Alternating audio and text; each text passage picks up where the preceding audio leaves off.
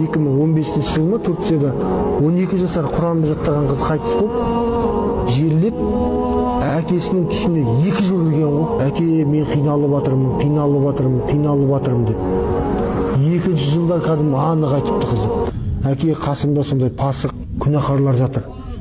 Солар азаптағанда мен де қиналам деп аналардың айқайлап қиналған даусынан. Содан амал жоқ 2 жыл кіргесін муфтиятқа фатуа бөліміне барған. Фатуа бөлінмейді, онда оны қазып алып басқа жаққа көму керек.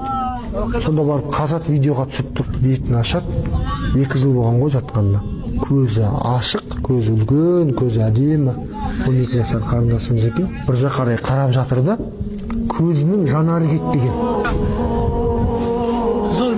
Медицина саласында адамның өлгенін неден біледі?